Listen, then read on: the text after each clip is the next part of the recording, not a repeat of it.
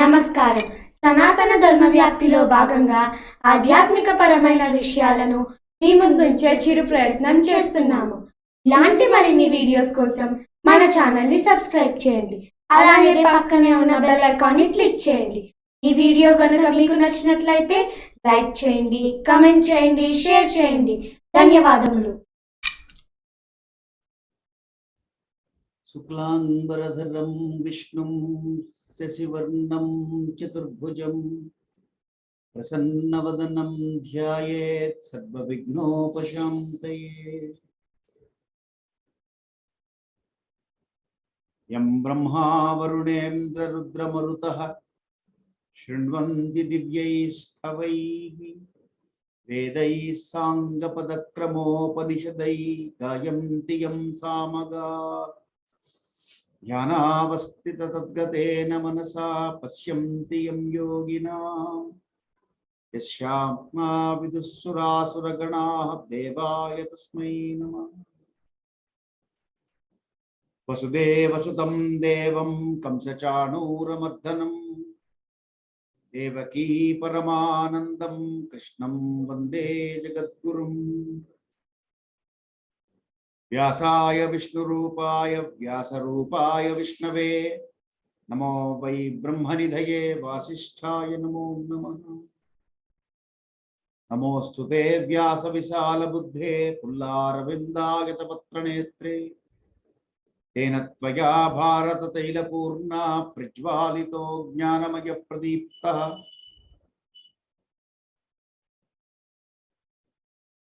శృతిస్మృతిపురాణానాం ఆలయం కరుణాలయం నమామి భగవత్పాదశంకరం లోకశంకరం. గురుర్బ్రహ్మా గురుర్విష్ణుః గురుర్దేవో మహేశ్వరః గురు సాక్షాత్ పరబ్రహ్మ తస్మై శ్రీ గురవే నమః.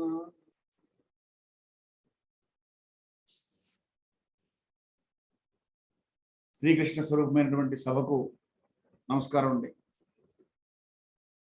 కర్మయోగం అనేటువంటి భగవద్గీతలోని 3వ అధ్యాయంలో మనం కొంతవరకు ముందుకు వెళ్ళాం. కర్మ అంటే ఏమిటి? కర్తృత్వము నుండి కర్మ వస్తుంది అని తెలుసుకున్నాం. అంటే చేసేటువంటి పని కర్మ, చెయ్యని పని కూడా కర్మ అని తెలుసుకున్నాం మనం గత వారం. అయితే ఈ చేసేటువంటి కర్మను గనుక యోగము అంటే కలపడం. దేంతో కలపాలి అంటే భగవంతుడితో కలిపితే చేసిన అదే కర్మ కర్మయోగమై కూర్చుంటుంది అని కూడా మనం తెలుసుకున్నాం ఇప్పటిదాకా. సాంఖ్యయోగంలో ఆత్మజ్ఞానానికి సంబంధించి భగవంతుడు మనకి విశ్లేషించి చెప్పడం చూసాం. ఇక కర్మయోగానికి వచ్చేటప్పటికి లోకేస్మిన్ ద్విధా నిష్ఠా పురా ప్రోక్త మయానఘ అని 2 రకములైనటువంటి వాళ్ళు ఉంటారయ్యా. జ్ఞానయోగేన సాంఖ్యానాం కర్మయోగేన యోగినాం అన్నారు. అని నహి కశ్చిత్ క్షణమపి జాతుతిష్ట అకర్మకృత్ అని కూడా చెప్పేశారు కృష్ణ పరమాత్మ. ఇంతకుముందు శ్లోకాలు చూసాం మనం ఇవన్నీ. అంటే కర్మ చెయ్యకుండా మానవుడు ఉండలేడు. కాబట్టి నేను చెయ్యను అనడం కుదరదు. నువ్వు చెయ్యను అనడం కూడా ఒక కర్మ చేయడమే. అంటే అది ఎటువంటిదంటే పివి నరసింహారావు గారిని ప్రధానమంత్రిగా ఉన్నప్పుడు ప్రెస్ వాళ్ళు అడిగారు. ఆయన బాగా ఆలోచించి నిర్ణయాలు తీసుకునేవారు, చాలా తక్కువ మాట్లాడేవారు, మితభాషి. ప్రెస్ వాళ్ళు అడిగారు, మీరు ఏ నిర్ణయం అయినా సరే బాగా నాంచుతారు. ప్రెస్ వాళ్ళకి పొడవడం అలవాటు కదా, కాబట్టి వారిని ఆలస్యం చేస్తున్నారని మీరు నాంచుతారు ఎందుకు? Why don't you take quick decisions? Why do you delay in taking decision అని అడిగారు. అడిగితే ఆయన అన్నారు, it is my decision to delay the decision అన్నారు. I have decided already to delay that అని. బాగా ఆలోచించిన నిర్ణయం తీసుకుని ఇప్పుడు మరి ఆలోచించాల్సి వస్తుంది. కాబట్టి మనం చెయ్యకపోవడం కూడా కర్మే. ఎలా అవుతుందో మీకు గత వారం చెప్పాను, మళ్ళీ ఇందులో కూడా మనకు వస్తూ ఉంటుంది మనం ముందు వెళ్ళినప్పుడు. అన్నాద్భవంతి భూతాని 14వ శ్లోకం దగ్గర ఆపాం మనం.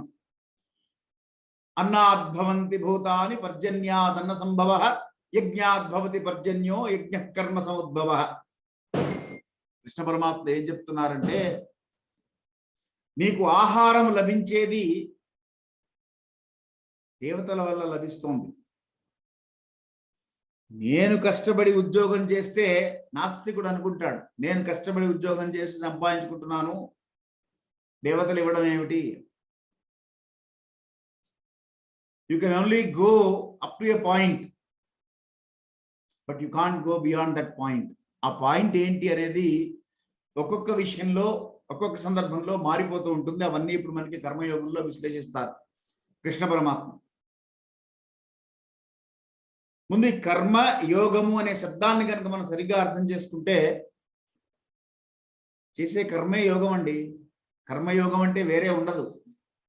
మనం ఏ కర్మలైతే ఆచరిస్తున్నామో, ఉద్యోగ వ్యాపార వ్యవహారాలన్నీ కూడా చేసుకుంటూ నువ్వు ఏ పని చేస్తున్నా ఈశ్వరార్పణమస్తు, కృష్ణార్పణం అని గనక చేయగలిగితే అది యోగమై కూర్చుంటుంది. కర్మ యోగమై. కర్మ చేయడం గొప్ప కాదు, కర్మ పశువులు కూడా చేస్తాయి. 84 లక్షల జీవరాశులు ఉన్నాయి. దాంట్లో 84 లక్షల జీవరాశులు కర్మలు చేస్తుంటాయి. మానవుడి గొప్పతనం ఎక్కడుంది అంటే, కర్మని యోగంగా మరల్చగలిగినటువంటి బుద్ధి మానవుడికి ఉన్నది. పశువులే కాదు, వృక్షాలు కూడా కర్మలు చేస్తుంటాయి. అది కదులుతాయి కదండి, కదిలితే గాలి వస్తుంది. గాలి ఇవ్వడానికి కొమ్మ కదులుతోంది, ఆ కొమ్మని కదులుస్తుంది అది. కాబట్టి చేతనము అచేతనము రెండు కూడా కర్మలు చేస్తూ ఉంటాయి.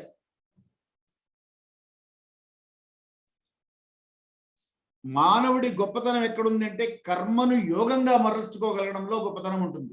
దానికి కావలసినటువంటి బుద్ధిని భగవంతుడు ఇచ్చాడు. అన్నాద్భవంతి భూతాని పర్జన్యాదన్న సంభవ. నాకు లభించినటువంటి ఈ ఆహారము వర్షము వల్ల లభించింది అని ఒక్కసారి ఎప్పుడన్నా మనం ఆలోచన చేస్తే,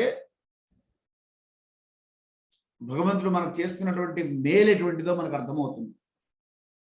ఒకసారి ఊహించుకోండి, ఒక 3 సంవత్సరాలు వర్షాలు పడలేదనుకోండి, మొత్తం ప్రపంచం అంతా. ఎందుకంటే మనం టెక్నాలజీ బాగా ఇప్పుడు పెంచుకున్నాం, లాజిస్టిక్స్ బాగా ఉన్నాయి. నమీబియాలో ఉన్నా, లేకపోతే అమెరికాలో ఉన్నా, జపాన్లో ఉన్నా, అక్కడి నుంచి తెచ్చుకోగలం. కాబట్టి భూమండలం అంతా వర్షాలు పడలేదనుకోండి, అప్పుడు ఏమిటి పరిస్థితి? భూమి మీద ఉన్నటువంటి 700 కోట్ల మందికి ఆహారం ఎక్కడి నుంచి వస్తుంది? రాబోయే కలికాలంలో ఇది కూడా జరగబోతోందని చెప్పారు. ఒకరిని ఒకరు పీక్కు తిని ఆకాళ్ళు చంపుకుంటారని, ఆహారం కోసం సంతానాన్ని ఉత్పత్తి చేసి తింటారని చెప్పారు. దారుణం, అవన్నీ చదివితే చాలా దారుణంగా ఉంటాయి. కాబట్టి అది జరగబోతోంది. సరే, అది జరగలేదు, కానీ ఒక్కసారి ఆలోచించండి, వర్షం గనక కురవకపోతే, ఇప్పుడు వర్షము కురిపించగల శక్తి ఎవరికి ఉన్నది? ఏదో టెక్నాలజీ వాడి ఏదో క్లౌడ్స్ని మేమేదో చేస్తున్నాం, ఏదో చేయించగలుగుతున్నామని చెప్తున్నారు. కొన్ని చోట్ల జరుగుతున్నది, కొన్ని చోట్ల జరగట్లేదు. కానీ భూమండలం అంతా చేయగల శక్తి ఉన్నదా మానవుడికి? సకాలంలో వర్షం పడుతున్నది కనుక భూమి సారవంతమవుతున్నది. ఆ వర్షమే కురవకపోతే మానవుడి శక్తి ఏమిటో 2020 మార్చి 25 నుంచి చూస్తూనే ఉన్నాం. ఒక చిన్న వైరస్ ప్రవేశించింది భూమండలం మీదకి, చేసి అతలాకుతలం చేసింది. లేటెస్ట్ స్టాటిస్టిక్స్ ప్రకారంగా సుమారుగా 50 లక్షల మంది ప్రాణాలు కోల్పోయారు. 23 కోట్ల మందికి ఆ వ్యాధి సోకింది. కాబట్టి మానవుడి శక్తి, మానవుడు తక్కువ కాదు, మానవుడు కూడా గొప్పవాడే. అందుకే పరమాత్మ చెప్తాడు, భావయంతః పరస్పరం. చెప్పుకున్నాం మనం, ఇది విర్రవీగవాక. నేనే గొప్పవాడిని అని అనుకో. You are as strong as your team. ఇది మనకి టీం వర్క్ లో బాగా పనిచేస్తుంది. టీంలో కొంతమంది ఉంటుంటారు, ఆ ఉన్నటువంటి పరిస్థితుల దృష్ట్యా నువ్వు మాట్లాడు అని అతన్ని ముందుకు వచ్చారనుకోండి, మాట్లాడతాడు. ఏదో డీల్ స్ట్రైక్ చేశాడు, ఫైనలైజ్ అయింది, నేను మాట్లాడాను కాబట్టి డీల్ వచ్చిందంటాడు. నిజానికి నువ్వు మాట్లాడడానికి కావలసినటువంటి ఇన్పుట్స్ అన్ని కూడా టీం మెంబర్స్ అందరూ ఇస్తేనే నువ్వు మాట్లాడగలిగావు. భావయంత పరస్పరం అనేటువంటిది అక్కడ పనిచేస్తుంది. వాళ్ళు ఇచ్చిన ఇన్పుట్స్ తీసుకొని నువ్వు మాట్లాడావు కనుక నీకు ఆ డీల్ స్ట్రైక్ అయింది. అలా ప్రతి చోట భగవంతుడిచ్చినటువంటి సృష్టిలో జరిపేటువంటి ప్రతి విషయము కూడా భావయంత పరస్పరం అన్నారు. కాబట్టి భగవంతుడు దేవతలను ఆధారం చేసుకుని మానవుల జీవనం నడిపే విధానాన్ని ఒకటి సృష్టించారు.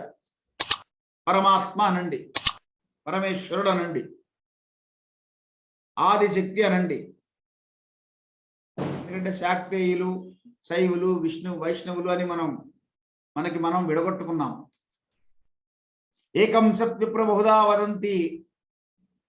ఉన్నది ఒకటేనయ్యా సత్యము, అది ఒకటే, ఎవరు చెప్పినా అదే చెప్పాలి, రెండు లేవు. నాద్వితీయం బ్రహ్మ, రెండవది లేదు, ఒకటే ఉన్నది. ఏకమేవా నాద్వితీయం బ్రహ్మ, అద్వితీయం బ్రహ్మ అంటారు. రెండవది లేదు, ఉన్నది ఒకటే. కానీ మనమే రెండవది సృష్టించుకున్నాం. మనం అంటే మానవులం. భగవంతుడు ఇచ్చినటువంటి బుద్ధిని వాడి మనం రెండవది సృష్టించుకున్నాం. ఏమిటా రెండవది అంటే నేను అనేటువంటి రెండవది సృష్టించుకున్నాం. ఈ నేను అనేటువంటి దానివల్ల మానవుడు ఎన్ని ఇబ్బందులు పడుతున్నాడో ఇక్కడ మనకి భగవద్గీత చదివితే అర్థమవుతుంది. ఆ ఒక్కటి వదిలివేస్తే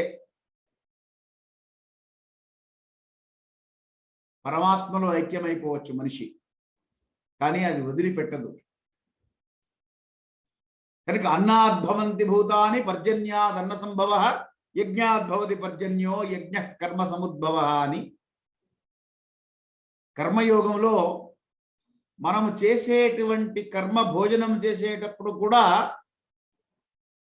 ఓం ప్రాణాయ స్వాహ, ఓం అపానాయ స్వాహ, ఓం వ్యానాయ స్వాహ అని ఆహుతులు వేస్తాం.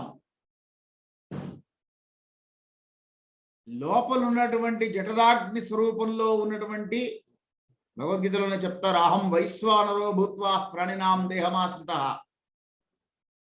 అంటే వైశ్వానర అగ్ని రూపములో భగవంతుడు ఉన్నాడు. అహం బీజ ప్రదంప్రిత అంటాడు. బీజము దగ్గర నుంచి, ఎందుకంటే రైతు గనుక పండిస్తే నాటిన ప్రతి విత్తనము మొలకెత్తాలి, అన్ని మొలకెత్తావు. నాటుతాడు విత్తనములన్నీ కూడా, వేసిన విత్తనాలన్నీ కూడా మొలకెత్తావు, కొన్ని మాత్రమే మొలకెత్తున్నాయి. ఎన్ని మొలకలెత్తాలో ఆ నిర్ణయం ఆయన చేస్తాడు. అలాగే ఈ చేత్తో ఈ నోట్లో తోసే వరకే మనం చేస్తాం. లోపలికి వెళ్ళిన తర్వాత ఎంత జీర్ణం అవ్వాలో మనకు తెలియదు, ఏది జీర్ణం అవ్వాలో తెలియదు, ఏ పూట జీర్ణం అవ్వాలో తెలియదు, ఎలా జీర్ణం చేసుకోవాలో తెలియదు. కాబట్టి వీటన్నిటిని నడిపించేటువంటి అదృశ్యమైనటువంటి పరమాత్మ స్వరూపం ఒకటి ఉన్నది అని కనుక మనం గుర్తుంచుకుంటే, నాహం కర్త హరి కర్త, నాహం భోక్త హరి భోక్త. నేను కర్తను కాదు, హరి కర్త, పరమాత్మ కర్త అని గుర్తుంచుకుంటే అది కర్మయోగం అవుతుంది. నేను కర్తని అనే భావంతో చేస్తే అది కర్మ అవుతుంది. కర్మ అయితే కర్మకి ఫలితం ఉంటుంది, ఆ ఫలితాన్ని అనుభవించడానికి మళ్ళీ జన్మ ఉంటుంది. కర్మయోగం అయితే కర్మబంధము నుండి విముక్తుడవుతాడు. విముక్తుడైతే జన్మరాహిత్యం వస్తుంది. జన్మరాహిత్యం అంటే పరమాత్మలో ఐక్యం అవడం. ఎందుకంటే ఇంత సుఖంగా హాయిగా సంతోషంగా ఉన్నాను, నేను బోళ్ళంత సంపాదించుకుంటున్నాను, నేను ఆనందంగా ఉన్నాను, నేనేం పాపాలు చేయడం లేదు, మళ్ళీ పుడతానండి అంటారా? మీ ఇష్టం అంటాడు కృష్ణ పరమాత్మ. మళ్ళీ పుట్టు, మళ్ళీ అనుభవించు. దీనికి మనకి పురాణాల్లో ఒక గాథ కనిపిస్తుంది. ఒక తపస్సంపన్నుడైనటువంటి ఒక యోగి పుంగవుడు, ఒక ముని నడుచుకుంటూ పెడుతుంటే బురదలో పొరలాడేటువంటి పంది పిల్లలతో సహా, పందులు ఎప్పుడు గుంపులుగా ఉంటాయి, సింహమే సింగిల్ గా వస్తుందని సినిమా డైలాగ్ కూడా ఉంది దానికి. గుంపులుగా ఉంటాయి. ఒక గుంపులో ఉన్నది ఒక పంది. అది చూడగానే ఆయనకి దివ్య జ్ఞాన సంపన్నుడు ఆయన, అందువల్ల ఆయనకి జ్ఞానం కలిగి ఈ పంది యొక్క పూర్వజన్మ ఏమిటి అని చూశారట. చూస్తే అది ఒక యక్షుడు. అరే యక్షుడు పాపం ఇలా పంది అయి పుట్టాడు అని ఆ పందికి మాట్లాడే శక్తిని ప్రదానం చేశాడు ఈ ముని. చేసి, ఓ పంది గారు, మీరు గత జన్మలో యక్షుడుగా ఉన్నారు, అక్కడి నుంచి ఈ జన్మ ఎత్తారు, మీకు గనక, ఆయన పాపం జాలేసింది, మీకు గనక సమ్మతం అయితే ఈ జన్మ నుంచి మీకు విముక్తి కలిగిస్తాను నేను, మళ్ళీ మీరు యక్షుడుగా వెళ్ళిపోతారు, పాప విమోచనం అయిపోతుంది కనుక మీరు యక్షుడు అయిపోతారు అన్నారట. అంటే ఆ పంది అన్నదట, యక్షుడైతే ఏమొస్తుంది స్వామి అన్నదట. సుఖభోగాలు అనుభవించవచ్చు హాయిగా అన్నట్టు. ఇప్పుడు మాత్రం నేను సుఖభోగాలు అనుభవించట్లేదా? చక్కగా నాకు అతి సుందరమైనటువంటి భార్య ఉన్నది, పిల్లలు ఉన్నారు, ఈ పిల్లలంతా నా పిల్లలే, ఇంతమంది పిల్లలు ఉన్నారు, నన్ను చూసుకుంటున్నారు, సంతోషంగా ఉన్నాను నేను, నాకు అక్కర్లేదు పొమ్మన్నది. ఆయన అనుకున్నట్టు, అవురా కాల మహిమ ఎటువంటిది అని. కాబట్టి వద్దు, నేను ఇందులోనే సంతోషంగా ఉంటాను అంటే ఉండమనే చెప్తున్నాడు కృష్ణ పరమాత్మ. అది కూడా చెప్తాడు ఆయన, ఇష్టం ఇది కూడా చెయ్యని. కర్మయోగం ఎక్కడ పనికి వస్తుందంటే, చేస్తున్నటువంటి కర్మను కనుక భగవద్దత్తము చేస్తే, ఏ పని చేసినా. అందుకే పోతన గారు పానీయములు త్రాగుచున్ గుడిచుచున్ భక్షించుచున్ హాసలీలా నిద్రాదులు, ఎందుకంటే ఏం చేస్తామండి కదండి? అయితే మాట్లాడతాం, లేకపోతే తింటాం, లేకపోతే పడుకుంటాం, ఈ మూడే కదా చేస్తాం. హాసలీలా నిద్రాదులను చేయుచున్, హాస్యం ఆడుతుంటాం, చలోక్తులు చెప్తుంటాం. ఇది ఏది చేసినా సంతత శ్రీ నారాయణ పాద పద్మయుగుళై భూత చింతనాచుంటుండే ఆసక్తుండై కనుక మనిషి ఉండగలిగితే కర్మయోగం అవుతుంది. మీకు వెకేషన్కి వెళ్ళాలనిపించింది, ఉదాహరణకి కులు మనాలి, సమ్మరు బాగా వేడిగా ఉంది, కులు మనాలికి వెళ్దాం అనుకున్నారు. కొద్దిగా మనస్సుకు చెప్పి, బుద్ధికి చెప్పి, దాన్ని కులు మనాలి నుంచి బద్రీ కేదార్నాథ్కి తిప్పాలి అంతే. కులు మనాలి కూడా ఢిల్లీ దగ్గరే, అది చల్లటి ప్రదేశమే. బద్రీ కేదార్నాథ్ కూడా చల్లటి ప్రదేశమే. కానీ బద్రీ కేదార్నాథ్కి తిప్పారనుకోండి దాని డైరెక్షన్, అది కాస్త కర్మయోగమై కూర్చుంటుంది. చల్లగా ఉన్నారు, ఎండాకాలం హైదరాబాద్ ఎండలు కానివ్వండి, రామగుండం ఎండలు కానివ్వండి, ఈ ఎండల నుంచి తప్పించుకున్నారు, చలి ప్రదేశానికి వెళ్ళారు. చక్కగా కుటుంబ సభ్యులతో వెళ్ళండి, ఆనందంగా గడపండి. ఒకసారి దర్శనం, గుడికి వెళ్ళేంత మాత్రం చేత రోజంతా గుళ్ళో కూర్చోం కదండి. తిరుపతికి వెళ్తే ఎంతసేపు ఉంటామండి గుళ్ళో? 45 నిమిషాల్లో బయటకు వచ్చానండి నేను, గర్వంగా చెప్తాడు. అదేమంటే విఐపి దర్శనం తీసుకున్నానంటాడు. నీ కర్మ, 24 గంటలు కొండ మీద ఉన్నటువంటి వాడివి 45 నిమిషాల్లో బయటకు తోసేసాడు ఆయన. అదే విఐపి దర్శనం కాకుండా మామూలు లైన్లో వెళ్ళావనుకో, కనీసం 3 గంటలు పడుతుంది. 3 గంటల పాటు గోవిందనామం వింటూ ఉంటావు, పుణ్యకర్మలు ఆచరించడానికి ఆ సమయాన్ని నువ్వు వెచ్చిస్తున్నావు. ఆనందించవలసినటువంటి విషయం కాదు అది, దుఃఖించవలసినటువంటి విషయం. సరే, లౌకిక వ్యవహారాల్లోకి వస్తే కుదరట్లేదు, చేయట్లేదు. గుళ్ళకి వెళ్తే అంతకన్నా ఎక్కువ ఉండం కదా. బద్రీ కేదార్నాథ్ వెళ్ళినా అంతే, మిగతా సమయం అంతా చల్లటి ప్రదేశంలో ఉన్నావు. భగవన్నామమును గనక జోడించుకోగలిగితే వచ్చేటువంటి పుణ్యం, మనం చేసే పనులు మనం చేసుకుంటూ వెళ్ళిపోమంటున్నాడు. కర్మయోగం అంటే అది, సన్యాసం కాదు. వదిలిపెట్టకయా, ఏ కర్మను కూడా నువ్వు వదిలిపెట్టకు. కానీ నువ్వు చేసేటువంటి పనిని భగవంతుడితో ఎలా అనుసంధానం చేయగలుగుతామో అని ఆలోచించుకో. అలా కనుక నువ్వు చేస్తే నువ్వు చేసేటువంటి ప్రతి కర్మ కూడా కర్మయోగమై కూర్చుంటుంది. కాబట్టి తర్వాత శ్లోకం చూద్దాం. కర్మ బ్రహ్మోద్భవం విద్ధిః బ్రహ్మాక్షర సముద్భవం తస్మాత్ సర్వగతం బ్రహ్మ నిత్యం యజ్ఞే ప్రతిష్ఠితం.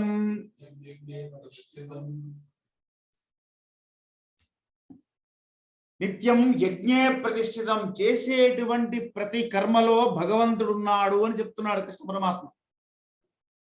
నువ్వు ఆచరించేటువంటి ప్రతి కర్మ, ఎందుకంటే భగవంతుడు అంటే ఒక రూపంతో మనం చూడడం కాదు. భగవంతుడు అనేటువంటిది సర్వవ్యాపకత్వం ఉన్నటువంటిది.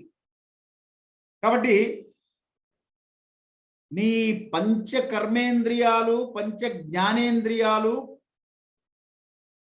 తర్వాత పంచ విషయేంద్రియాలు అంటారు. శబ్దస్పర్శ రూపరసగంధాదులు విషయాలను తెలియజేసేటువంటివి ఇవి.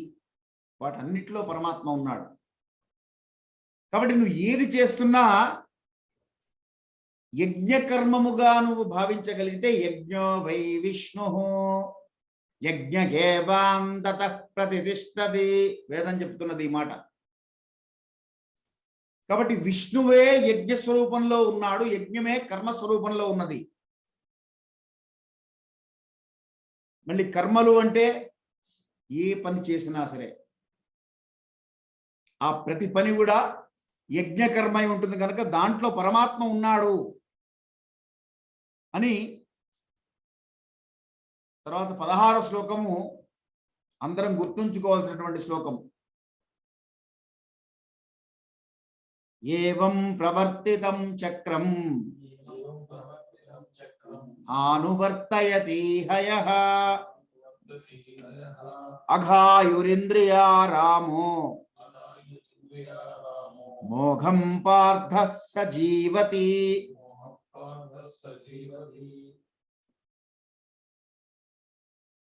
మోఘం పార్థ, ఓ అర్జున, మోఘం పార్థ సజీవతి. సా అంటే ఆ యొక్క వ్యక్తి, జీవతి అంటే జీవిస్తున్నాడు. ఎలా జీవిస్తున్నాడు? వ్యర్థముగా జీవిస్తున్నాడు. అమోఘం అంటుంటాం మనం. అమోఘము అంటే వ్యర్థము కానటువంటిది అని అర్థం. మోఘం అంటే వ్యర్థమైనటువంటిది. పనికొచ్చేది అమోఘం, పనికిరానిది వ్యర్థం. మోఘం అన్నమాట సంస్కృతంలో. కాబట్టి మోఘం పార్థ సజీవతి ఎవరు? ఏవం ప్రవర్తితం చక్రం అంటే నేను ఏర్పరిచినటువంటి ఈ చక్రము. నా అనువర్తయతి యః, ఎవరైతే అనుసరించడో. అఘః అంటే పాపాత్ముడు. ఇంద్రియారామో అంటే ఇంద్రియాలకు లోనైనటువంటి వాడు. మోఘం వ్యర్థమైనటువంటి జీవనం గడుపుతున్నటువంటి వాడు. ఇప్పుడు నేను ఏర్పరిచినటువంటి చక్రం అంటే ఏమిటి? ఆ చక్రము భావయంత పరస్పరం. దేవతలకు మానవులు సహకరించుకోవడం, మానవులకు దేవతలు సహకరించడం. దేవతలు మానవులకు సహకరించడం అంటే వారి ధర్మం వారిది. మానవులు దేవతలకు సహకరించడం అంటే యజ్ఞకర్మాలు చేయడం. అన్నాద్భవంతి భూతాని పర్జన్యాదన సంభవ చెప్పారు కదా. కాబట్టి యజ్ఞకర్మలు ఆచరిస్తూ నువ్వు కనుక నీ జీవనాన్ని గడుపుతూ ఉంటే ఆ చక్రంలో నువ్వు ఇముడుతావు. నా అనువర్తయతి యః, యః ఎవరైతే అనువర్తనం చేయరో, అనుసరించరో. ఇప్పుడు భగవంతుడు ఏర్పరిచినటువంటి చక్రమును అనుసరించడం అంటే ఏమిటి? వేదో నిత్యమధీయతాం తదుదితం కర్మస్వనుష్ఠీయతాం. శంకర భగవత్పాదులు వారు చెప్తారు మొట్టమొదటిలోనే వివేక చూడమనిలో. వేదములో ఏ ఏ కర్మలు చెప్పారో ఆ కర్మలన్నీ నువ్వు ఆచరిస్తూ ఉండు. దుస్తర్కాస్తు విరమ్యతాం శృతిశిర పక్షస్వనుష్ఠీయతాం. నీ దుష్టమైనటువంటి తర్కాన్ని ఉపయోగించకు. నీ తర్కం చేసి భగవంతుడు నాకు కనబడలేదు కాబట్టి లేడు, ఆయన చేయలేదు చెప్పలేదు కాబట్టి నాకు వినబట్టలేదు కాబట్టి నేను చేయను అని నీ తర్కాన్ని నువ్వు వాడకు. వేదంలో చెప్పబడి ఎలా ఉన్నదో అలా నీ కర్మలు ఆచరించు. వేదంలో ఏం చెప్పారు మళ్ళీ అది తెలియాలిగా మనకి. సత్యం వద ధర్మం చర స్వాధ్యాయాన్మా ప్రమద ధర్మాన్న ప్రమదితవ్యం కుశలాన్న ప్రమదితవ్యం భూత్యేన్న ప్రమదితవ్యం దేవపితృకార్యాభ్యాన్న ప్రమదితవ్యం మాతృదేవో భవ పితృదేవో భవ ఆచార్య దేవో భవ అతిథి దేవో భవ యాన్యనవద్యాని కర్మాణి తాని సేవితవ్యాని నో ఇతరాని వేరే మార్గం లేదు. నో ఇతరాని వేదం చెప్పేసింది. మాతృదేవో భవ పితృదేవో భవ ఆచార్య దేవో భవ అతిథి దేవో భవ వీరందరినీ దేవతలుగా గమనించుకో. అలా పూజించు, అలా భావన చెయ్యి, అలా నీ జీవనం గడుపు. అప్పుడు వేదం ఎలా చెప్పిందో నువ్వు అలా జీవిస్తున్నట్లు. అప్పుడు ఏవం ప్రవర్తితం చక్రం అనువర్తయతి యః అయిపోతుంది.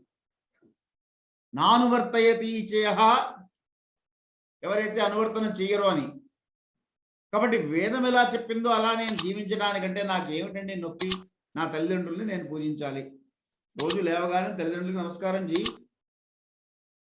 కరాగ్రే వసతే లక్ష్మి, కరమూలే సరస్వతి, కరమధ్యే స్థితే గౌరీ, ప్రభాతే కరదర్శనం అని చేతులను చూసుకొని నమస్కరించుకో అని చెప్తోంది. నీ చేతులనేగా చూడమంది, వేరే వాళ్ళ చేతులు కాదుగా. ఎందుకు ఆ దుస్తర్కం? ఇది చాదస్తం అని కొట్టిపారేయడం. సముద్రవసనే దేవి పర్వతస్తన మండలే విష్ణుపస్నే నమస్తుభ్యం పాదస్పర్శం క్షమస్వహం అని కాళ్ళు కింద పెట్టు మంచం మీద నుంచి. భూదేవికి నమస్కరించు. స్నానం చేసుకుని సంధ్యావందనం చేయి. ఇది మీకు గత వారం కూడా మనవి చేశాను నేను. నియత కర్మలు అంటారు, వేద విహిత కర్మలు. ఈ నియత కర్మలన్నింటినీ కూడా వేదము డిఫైన్ చేసేసింది. అందులో ఉన్నది అంటే చేసి తీరాలి. అయితే ఏమంటే అన్ని చేయడం మాకు కుదరడం లేదు. ఎంత వీలైతే అంత చెయ్యి, ఎన్ని చేయగలిగితే అంత చెయ్యి. అందరూ అన్నీ చేయలేరు అని వేదానికి భగవంతుడికి కూడా తెలుసు. అది కూడా వస్తుంది ముందు, మనకి ముందుకెళ్ళిన కొద్దీ చెప్తారు. అది కూడా ఆయన కృష్ణ పరమాత్మ వివరిస్తారు. కాబట్టి ఎంత వీలైతే అంత చెయ్యి, అంతేగాని వీలు కావడం లేదని మొత్తం మానే. కాబట్టి ఏవం ప్రవర్తితం చక్రం నానువర్తయతి యః తీచయః అఘాయురింద్రియారామో మోఘం పార్థ సజీవతి. పాపపూరితమైనటువంటి జీవనం గడుపుతున్నట్టు అవుతుంది. ఎందువల్ల? వేదం చెప్పినట్లు జీవించడం లేదు, భగవంతుడు ఎలా చెప్పాడో అలా జీవించడం లేదు, పరస్పరం భావయంతః అనేటువంటి భావన లేదు. నీ స్వార్థం కోసం, నీ ఒక్కడి కోసం నీకేం కావాలో నువ్వు అది తెచ్చుకొని అది వండుకొని అది తిని పడుకుంటున్నావు. భగవన్ నామ స్మరణ లేదు, చింతన లేదు, తత్వ విచారణ అసలే లేదు, ఆత్మజ్ఞానాన్ని గురించి చేసిన ప్రయత్నం అసలే మొదలే లేదు. అప్పుడు ఏమైతుంది? సంపాదించిన ద్రవ్యమంతా కూడా ఈ శరీర పోషణ కోసం వినియోగించేస్తున్నావు. ఉన్న సమయాన్నంతా కూడా సుఖభోగాల కొరకు ఖర్చు పెట్టేస్తున్నావు. నీకు భగవంతుడు ఇచ్చినటువంటి ద్రవ్యాన్ని కానీ, సమయాన్ని కానీ, శక్తిని కానీ భగవత్ స్వరూపములో ఉన్నటువంటి పరులకు ఉపకారం చేయడానికి నువ్వు వినియోగించడంలా. పరోపకారాయ ఫలంతి వృక్షాః, పరోపకారాయ వహంతి నద్యాః, పరోపకారాయ దుహంతి గావః, పరోపకారార్థమిదం శరీరం అంటుంది ధర్మశాస్త్రం. నీకు భగవంతుడి శరీరం ఇచ్చింది, ఒక్కొక్కరికి ఒక్కొక్క విభూతి ఇచ్చారు. ఆ ఇచ్చినటువంటి విభూతిని, నీకున్నటువంటి విభూతి అది విద్య కావచ్చు, విజ్ఞానం కావచ్చు, ఐశ్వర్యం కావచ్చు, సంపద కావచ్చు, వస్తు రూపంలో కావచ్చు, ఎలా ఉన్నా సరే 10 మందికి ఉపయోగపడుతుందా అని ఆలోచించి దాన్ని వినియోగించగలిగితే ఆ 10 మంది స్వరూపంలో భగవంతుడు వచ్చి తీసుకుంటాడు. దాన్ని భగవత్ సేవకు వినియోగిస్తున్నట్లే దాన్ని. అది లేకుండా జీవనం గడిపేస్తున్నాడు. కాబట్టి అఘహ, అఘ అంటే పాపం, పాప జీవనం గడుపుతున్నాడు అర్జున, ఇది తెలుసుకో అన్నాడు. యస్మా త్వరతిరేవ స్యాత్ ఆత్మతృప్తశ్చ మానవా ఆత్మన్యేవ చ అన్యస్థా తస్య కార్యం న విద్యతే.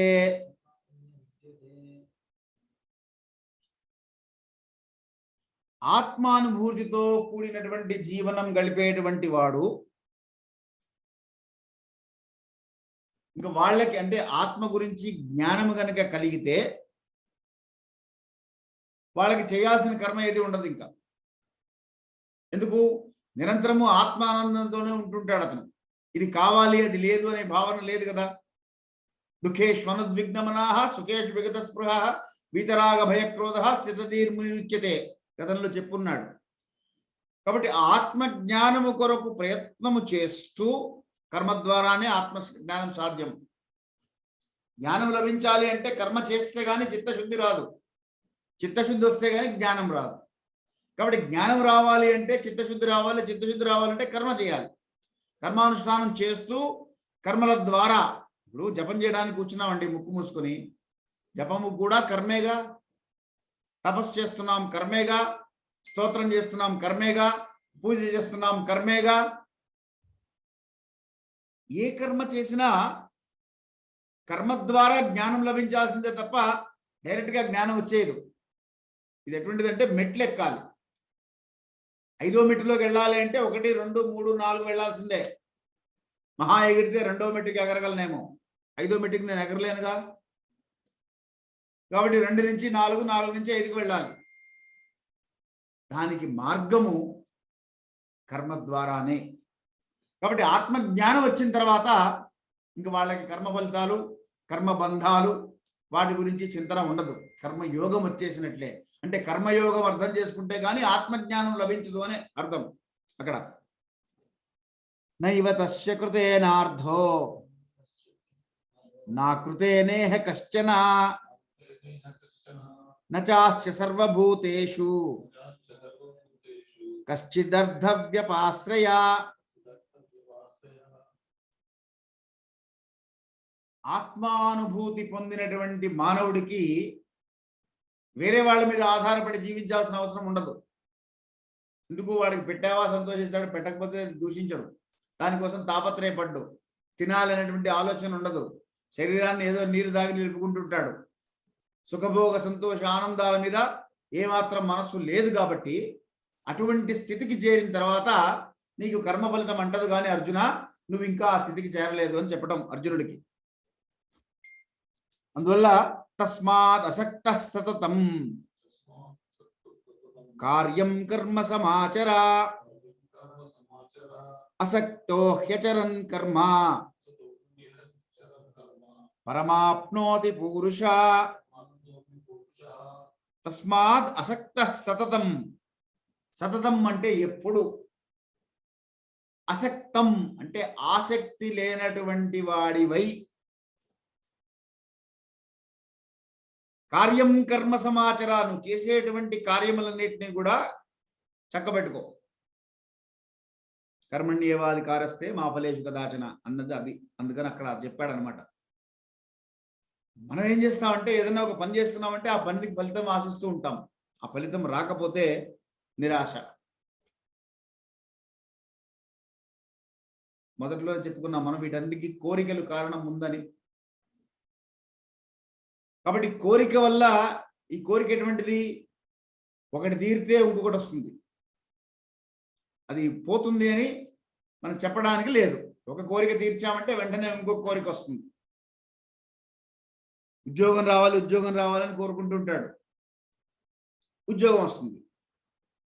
ఉద్యోగం రాగానే నెక్స్ట్ వివాహం కావాలని కోరుకుంటాడు, వివాహం కావాలి, వివాహం కావాలని కోరుకుంటాడు, వివాహం అవుతుంది.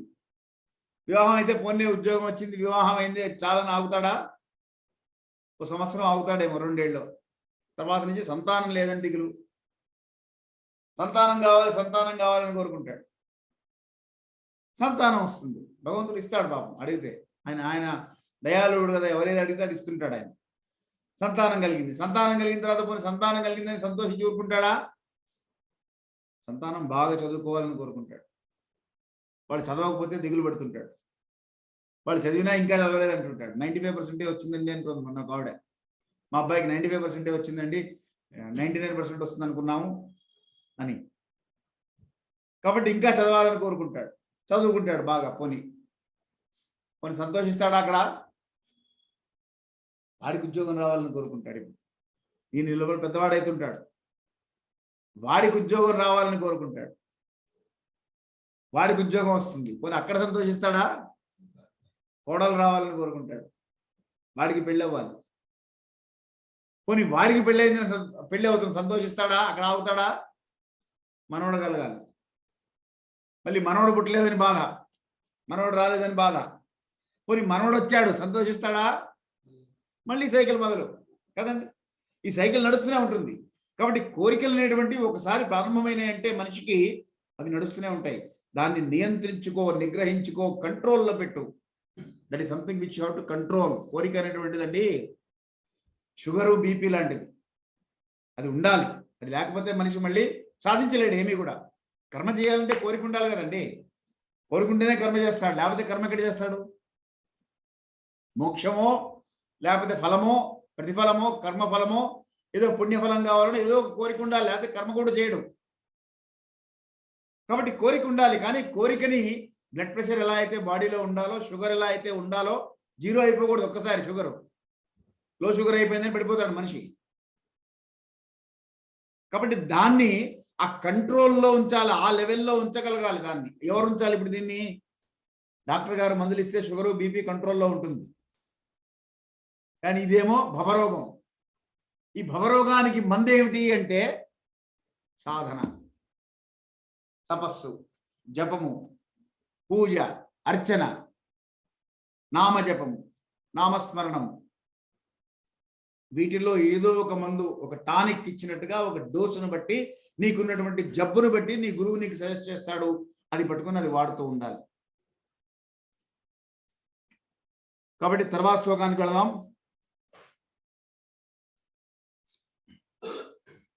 తస్మాత్ అసక్త సతతం కార్యం కర్మ సమాచర ఇది చెప్పేశాం.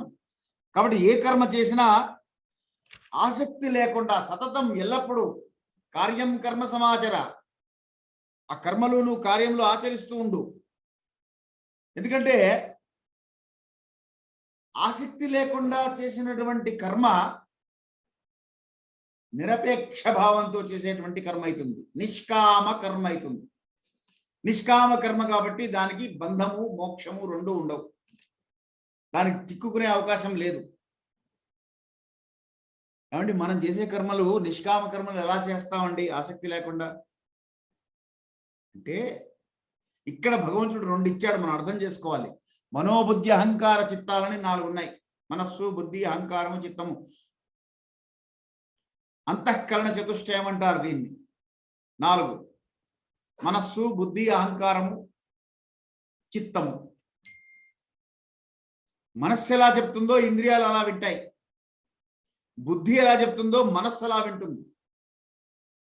కాబట్టి బుద్ధి మనస్సు కంటే పెద్దది, ఇంద్రియాల కంటే మనస్సు పెద్దది. మనస్సు ఎలా చెప్తే ఇంద్రియాలు అలా వింటాయి. కానీ మనస్సును నిగ్రహించేది బుద్ధి, ఆ బుద్ధిని కూడా నిగ్రహించేది చిత్తం. ఇప్పుడు ఈ చిత్తానికి బుద్ధికి జరిగేటువంటి సంఘర్షణలో బుద్ధి ఏం చేస్తుందంటే, బుద్ధి దానికి ఉన్నటువంటి జ్ఞానాన్ని ఆధారం చేసుకొని నిర్ణయిస్తుంది. డెసిషన్ మేకింగ్ అంటుంటాం మనం దీన్ని. డెసిషన్ మేకింగ్ కి there are 2 types of decision makers: people who decide based on emotions and people who decide based on logics. Logics మీద డెసిషన్ తీసుకునేటువంటి వాళ్ళకి డేటాబేస్ ఉంటుంది. లాజికల్గా డెసిషన్ తీసుకోవాలంటే ప్రతిదానికి డేటా ఉండాలి. గత సంవత్సరంలో ఎంత చేశాం, ఎంత అయింది, ఎంతవరకు వచ్చింది, ఎవరెంత చేశారు, ఇవన్నీ కూడా సమాచారం ఉంటుంది. ఈ సమాచారాన్ని ఆధారంగా చేసుకుని దాన్ని బట్టి నిర్ణయం తీసుకుంటే that's a logical decision making.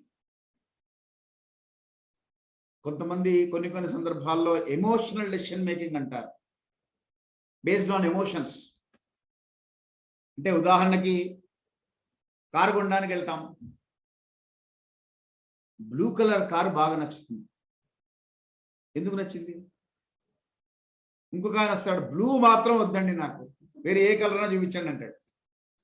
2 అదే కంపెనీ కార్లు, 2 అవే ఫీచర్స్, అన్ని క్యారెక్టరిస్టిక్స్ అవే ఉంటాయి, చేసింది వాళ్లే, కానీ ఒక ఆయనకి నచ్చదు, ఎందుకు నచ్చింది బ్లూ అంటే ఈయన చెప్పలేడు, ఎందుకు వద్దు బ్లూ అంటే ఆయన చెప్పలేడు. నాకు వద్దండి, వద్దు బ్లూ వద్దు అంటాడు. దట్స్ ఎమోషన్, అంతే. So emotion based decision making is also wrong. జాగ్రత్తగా పట్టుకోండి. Logic based decision making is also wrong అంటారు డెసిషన్ మేకింగ్ లో. అంటే ఏం చేయాలి? You have to have a mix. ఈ మ్యాట్రిక్స్ లో కనుక మనం చూసినట్లయితే there should be a mix of decision making. There must be a room for emotions also. ఎందుకంటే human being is equipped with human emotional intelligence. ఈ emotional intelligence కూడా మనం వాడుకుంటూ ఉండాలి. ఇవాళ సాయంత్రం 8 గంటల నుంచి 9 గంటల దాకా భగవద్గీత క్లాస్ చెప్పాలి కాబట్టి ఇంకా వేరే ఏ పని పెట్టుకోను. Is it emotional are logical? Logical, ఎందుకంటే డేటా ఉంది, టైం ఉంది, 8 to 9 టైం ఉంది, శనివారం ఉంది, భగవద్గీత క్లాస్ ఉంది, ఇవన్నీ డేటాలు ఉన్నాయి. డేటా మీద బేస్ అయ్యి డెసిషన్ తీసుకుంటున్నాం. బట్ ఎమోషనల్ డెసిషన్ కొన్ని సందర్భాల్లో ఎమోషనల్ డెసిషన్ తీసుకోవాల్సినటువంటి పరిస్థితి ఉంటుంది. సనాతన ధర్మ వారికి సంబంధించినటువంటి కార్యక్రమం కాబట్టి వెళ్ళాలి, అంతే. ఐఎమ్ ఎమోషనల్లీ అటాచ్డ్ టు సనాతన ధర్మ వారిది, బికాజ్ ఇట్ ఈ సనాతన ధర్మ వారిది, ఐఎమ్ గోయింగ్, అంతే. ఇంకా దాంట్లో no logic. So sometimes emotional, sometimes logical is okay. Problem ఎక్కడ వస్తుందంటే ఎమోషనల్ బేస్డ్ డెసిషన్ తీసుకోవాల్సిన చోట లాజిక్స్ అప్లై చేస్తాడు, అండ్ లాజికల్ బేస్డ్ డెసిషన్ తీసుకోవాల్సిన చోట ఎమోషన్స్ అప్లై చేస్తాడు మనిషి. ఇక్కడ పొరపాట్లు జరుగుతుంటాయి. ఈ అసక్తత అంటే ఆసక్తితో ఉంటే గనక you are keeping your emotions away from that. అప్పుడు ఏమవుతుంది? కర్మ ఫలితము నీకు అంటదు, because you don't have any emotions. ఇది కొంచెం జాగ్రత్తగా పట్టుకోవాలి. పైన వింటే అది అర్థమైనట్టుగా అనిపిస్తూ ఉంటుంది, కానీ దీంట్లో డెప్త్కి వెళ్తే మీరు ఆలోచిస్తే విషయం అర్థమవుతుంది అని కృష్ణ పరమాత్మ ఎగ్జాంపుల్ ఇస్తున్నాడు. అసక్తతతో ఎవరు పనిచేశారో అని కృష్ణ పరమాత్మ ఇక్కడ కర్మణైవ హి సంసిద్ధి ఆస్థితా జనకాదయః లోక సంగ్రహమేవాపి సంపశ్యన్ కర్తుమర్హసి. లోక సంగ్రహమేవాపి అంటే నీవు కర్మ ఫలితాన్ని ఆశించకుండా అసక్తతతో కర్మలు చేస్తూ ఉండు. ఆశ్రిత జనకాదయ అన్నాడు.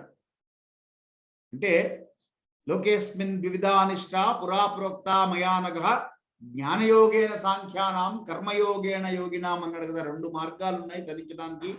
2 మార్గాల్లో కర్మ మార్గం ఒకటి, జ్ఞాన మార్గం ఒకటి అని. కర్మ మార్గంలో తరించినటువంటి వారు ఎవరు అని ఎగ్జాంపుల్ ఇక్కడ జనకాదయ అన్నారు. జనక మహారాజు కర్మయోగులలో ప్రప్రథముడు. ఆయనట జనక మహారాజు ఒకసారి తన అంతఃపురంలో ఉన్నారు. అక్కడికి పరిగెత్తుకొని భటులు వచ్చారు. మహారాజా, మన అంతఃపురంలో ఒక మూల నిప్పంటుకున్నది, కాలిపోతున్నది అన్నాడు. నువ్వేం చేసావని అడిగాట ఆయన. అందరూ నీళ్లు పోస్తున్నారు, నేను కూడా నీళ్లు పోసాను,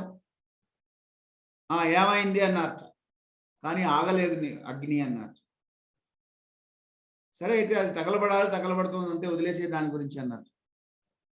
అక్కడే ఉన్నటువంటి మంత్రి అన్నట్ట, మహారాజా, అంతఃపురంలో తగలబడేటువంటి ప్రదేశము మీకు అత్యంత విలువైనటువంటి ప్రదేశము, అక్కడ తగలబడిపోతోంది. మీరు అలా నింపాదిగా నిమ్మకు నీరెత్తినట్లున్నారు అంటే జనక మహారాజ్ చెప్పారట. నేను వెళ్ళి మాత్రం ఏం చేస్తాను, ఇంకో బకెట్తో నీళ్లు పోస్తాను, అంతే కదా. అక్కడ అంతమంది భటులు అన్ని బకెట్లతో నీళ్లు పోస్తున్నా కూడా అది ఆగడం లేదు అంటే ప్రకృతి యొక్క నిర్ణయం, అది తగలబడాలి, అందుకని తగలబడుతోంది. నేను ఒక్కడిని వెళ్ళి ఆపగలిగింది, చేయగలిగింది ఏం లేదు దాంట్లో. అందువల్ల దాని గురించి ఆలోచించక్కర్లేదు, మనం వేరే విషయం మాట్లాడదాం అన్నట్టు. అసక్తత అంటే అదనమాట. ఏదో జరిగిపోతుంది, ఏదో అయిపోతుంది, మనం ఏం చేయలేము అక్కడ పోయి, కానీ తాపత్రయపడుతుంటాం ఏదో మనం ఏదో వెళ్ళి చేసేస్తామని. పోయే ప్రాణాన్ని ఎవరు ఆపగలరండి? ఎవరు ఆపలేము. అలా అని ఏమండి పోతే పోయాడని వదిలేయమంటారా అంటే వదిలేయడం కాదు, ఆలోచించుకోగలగాలి. అక్కడ మనం ఏం చేయగలము, అక్కడ ఆ సమయంలో మనం చేయగలిగింది మనం చేయడమే తప్ప ఊరికే ఆసక్తితో పెట్టుకున్నామంటే చేయవలసిన పని కూడా స్పృశించదు ఆ టైంకి కదండి. కాబట్టి జనకాదులు ఎలా ఉన్నారో వాళ్ళను చూసి నేర్చుకో అర్జున.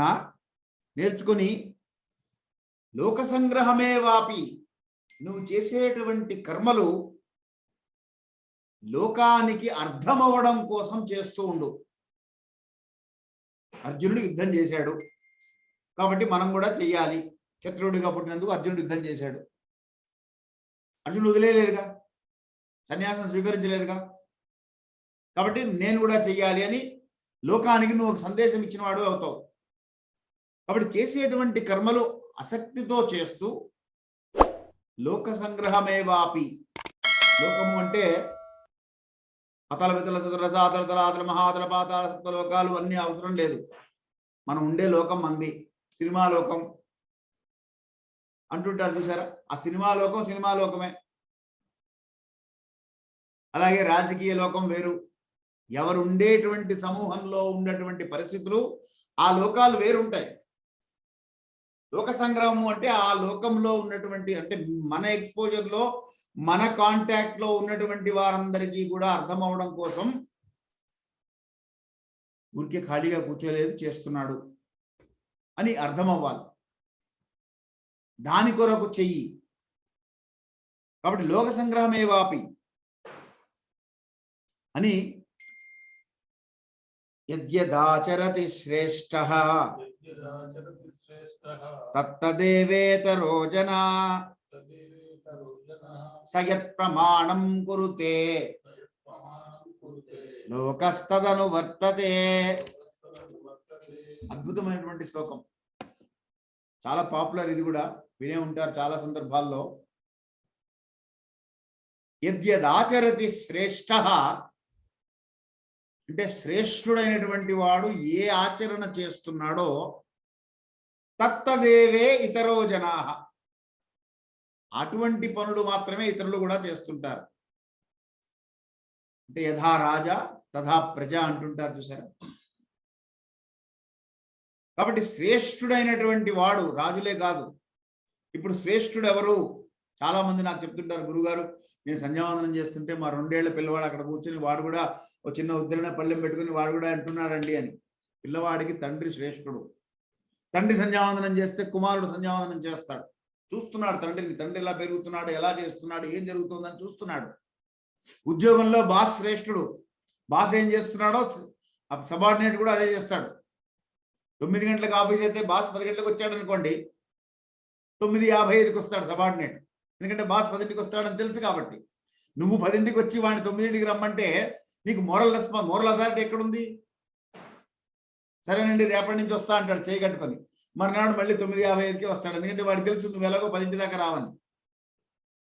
కాబట్టి లీడర్షిప్ బై ఎగ్జాంపుల్ ఈ శ్లోకము, దాన్ని మనం అనలైజ్ చేసుకుంటే సరిగ్గా లీడర్షిప్ బై ఎగ్జాంపుల్ అనే కాన్సెప్ట్ భగవద్గీతలోనే ఉంది, not by lecture. Leadership by example. Arjuna యద్యదాచరతి శ్రేష్టః తత్తదేవే ఇతరో జనాః. చాలా మంది అండి, ఇంకొకటి కూడా ఉంది ఇక్కడ గమనించాల్సింది, వాళ్ళకి ఏది ఈజీయో అది మాత్రం అనుసరిస్తారు, అన్ని అనుసరించరు.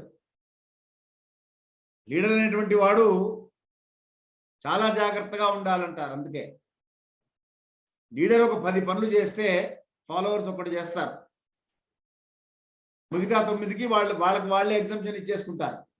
వాళ్ళు చెప్పేస్తారు ఆ మాట, మీ వల్ల అంటే అవుతుంది కానీ మాకు కాదండి, మేము చేయలేమండి, మా వల్ల కాదండి. కష్టమైనటువంటివి ఆచరించకుండా ఇష్టమైనటువంటివి ఆచరిస్తారు.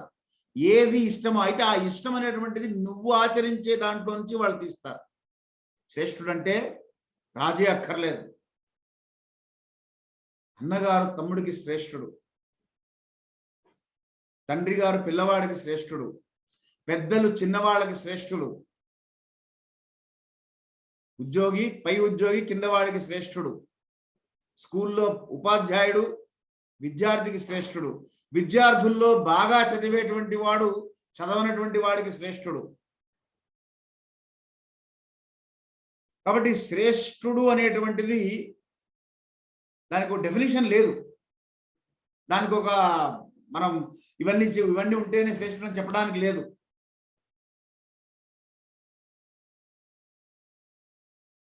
నిన్ను అనుసరించి అనుకరించి నీ వెంబడ నడిచేటువంటి వాళ్ళు ఎవరన్నా ఉన్నారు అంటే మాత్రం నువ్వు శ్రేష్ఠుడివి.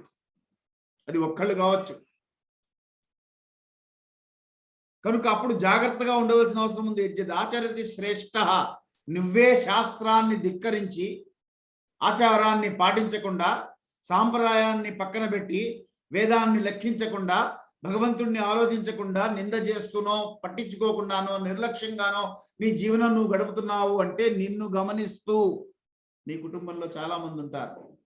వారందరూ నిన్ను ఆచరిస్తూ నిన్ను అనుసరిస్తూ వస్తారు. నీవు భగవంతుణ్ణి స్మరిస్తూ వేదాన్ని గౌరవిస్తూ ఆచారాన్ని పాటిస్తూ సాంప్రదాయాన్ని అనుసరిస్తూ నీ జీవనం గడుపుతూ ఉంటే నీ కుటుంబంలో 5గురు ఉంటే కనీసం ఒక్కళ్ళన్నా నిన్ను అనుసరిస్తారు.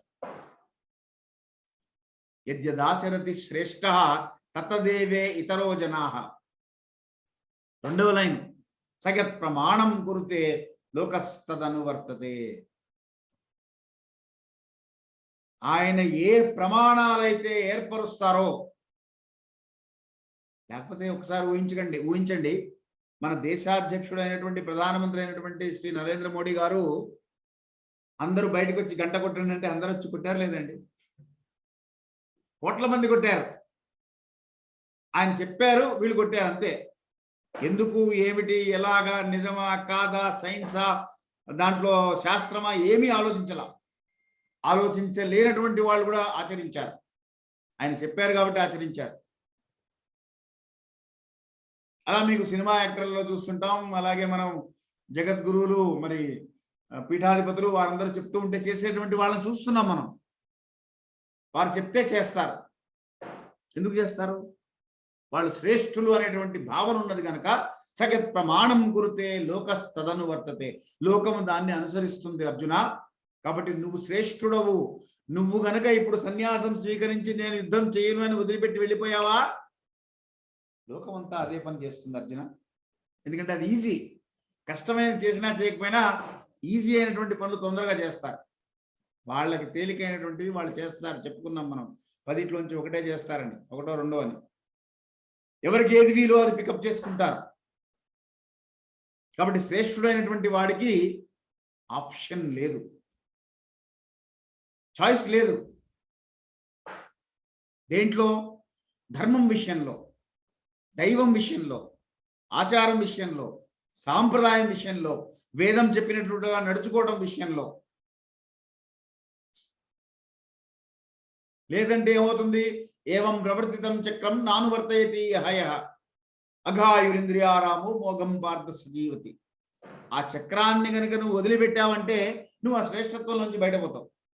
కాబట్టి అర్జున, నువ్వు ఆలోచించుకోవాలి. ఇప్పుడు నువ్వు యుద్ధం చెయ్యాలి కాబట్టి, నువ్వు శ్రేష్ఠుడవు కాబట్టి నిన్ను అనుసరించి నిన్ను ఆచరించి నిన్ను అనుకరించి నీ వెనకాల నడిచేటువంటి వాళ్ళు లోకస్తదనువర్తతే. లోకము దాన్ని అనుసరిస్తుంది. మనకి దీన్ని సింపుల్ గా చెప్పుకోవాలంటే ఇంగ్లీష్లో లీడర్షిప్ బై ఎగ్జాంపుల్ అని చెప్తాం. అందుకే మనం you have to set an example to the rest of the world through your way of life. కష్టమా? కష్టమే. కానీ అసాధ్యమా? కాదు. నేను ఎగ్జాంపుల్ సెట్ చేయాలని, ఇప్పుడు మనకి అబ్దుల్ కలాం గారు ఉన్నారండి. అబ్దుల్ కలాం గారి గురించి చెప్పుకుంటున్నాం ఇప్పటికి కూడా. ఆయన కూడా మనందరిలాగా తిరిగినటువంటి వారే. మనలాగా దేశ విదేశాలన్నీ తిరిగి శాస్త్రాన్ని సాంకేతికతని సమన్వయపరుచుకుంటూ జీవనం గడిపినటువంటి మహానుభావుడు. ఆయన్ని అనుసరించాలని చూస్తున్నారా లేదా? అన్ని రంగాల్లో ఉంటారు మహానుభావులు. ఇటువంటి వారు వారిని అనుసరిస్తూ ఉంటారు, వారిని అనుకరిస్తూ ఉంటారు, వారి వెనకాల పెడుతుంటారు. ఎవరైతే శ్రేష్ఠులు ఉంటారో, శ్రేష్ఠుడుగా ఉన్నటువంటి వాడికి, లీడర్కి విల్ హ్యావ్ ఎ రెస్పాన్సిబిలిటీ. యద్యదాచరతి శ్రేష్ఠ తత్తదేవే ఇతరో జనాః అన్నది అక్కడ లీడర్షిప్ యొక్క క్యారెక్టర్స్ ఏంటో డిఫైన్ చేస్తున్నాడు కృష్ణ పరమాత్మ. లీడర్కి ఉండేటువంటి రిక్వైర్మెంట్స్ ఏంటో, ఎసెన్షియల్ క్వాలిటీస్ ఏంటో, నాన్ కాంప్రమైజబుల్ ఇష్యూస్ ఏంటో ఐడెంటిఫై చేసి చెప్తున్నాడు. Arjuna, you are a leader, so don't take it for granted. You just can't do whatever you want to do. If you are a leader, you have to bear this in mind all the time. కనుక అర్జున, సయత్ ప్రమాణం కురుతే లోకస్తదను వర్తతే. లోకమంతా దాన్ని ఆచరిస్తుంది, దాన్ని అనుసరిస్తుంది, దాన్ని అనుకరిస్తుంది.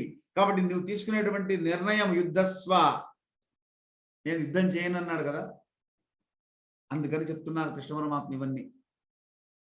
జగద్గురువు కృష్ణం వందే జగద్గురుం అని ఆయనకి మనం 2 చేతులెత్తి నమస్కరించే కారణం ఏమిటంటే,